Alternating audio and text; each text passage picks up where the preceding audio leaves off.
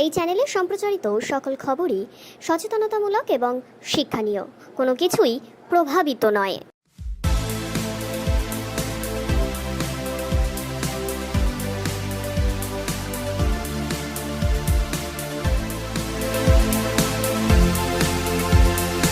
গতকাল থেকে আরজিকর হাসপাতালে দ্বিতীয় বর্ষে যে ছাত্রী তাকে ধর্ষণ করে খুন করা হয়েছে, এই ঘটনাকে কেন্দ্র করে উত্তপ্ত হয়ে রয়েছে শহর কলকাতার একাধিক নামি দামি হাসপাতাল, সরকারি বেসরকারি হাসপাতালে কিন্তু বর্তমানে কর্মবিরতি চলছে।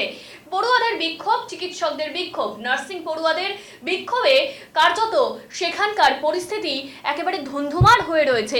তার কারণ সেখানে কোনো পরিষেবা দেওয়া হচ্ছে না।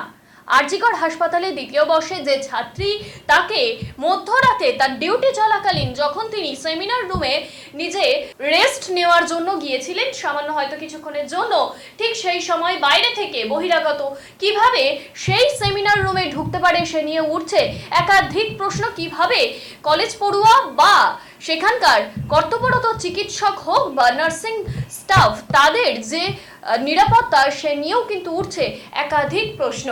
সাথে সাথে বর্তমানে আজকে সারা কলকাতা জুড়ে সমস্ত যে মেডিকেল কলেজ বা হাসপাতাল রয়েছে সেখানকার যারা স্টুডেন্টরা আছেন, চিকিৎসকেরা আছেন, নার্সিং স্টাফরা আছেন, তারা কিন্তু কর্মবিরতির ডাক দিয়েছে। তারা মিছিল করে বিক্ষোভ জানাচ্ছে, তারা দোষীর শাস্তি চাইছে।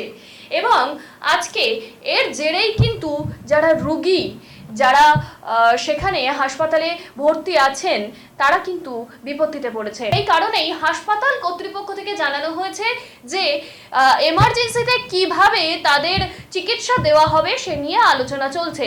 হতে পারে যারা সিনিয়র ফ্যাকাল্টি আছে তারাই দায়িত্ব নিয়ে বর্তমানে এমার্জেন্সিতে চিকিৎসা কার্য চালাবেন, কিন্তু এই পরিস্থিতি কোন দিকে যাবে, কি হবে, আদতে দোষী কতক্ষণে শাস্তি পাবে সেদিকেই কিন্তু নজর সবার।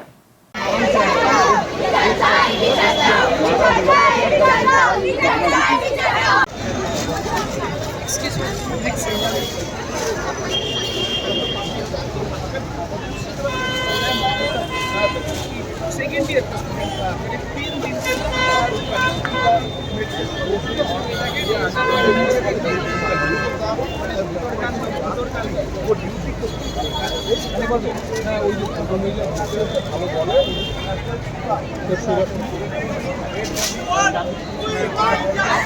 We want justice! We want justice! We want justice! We want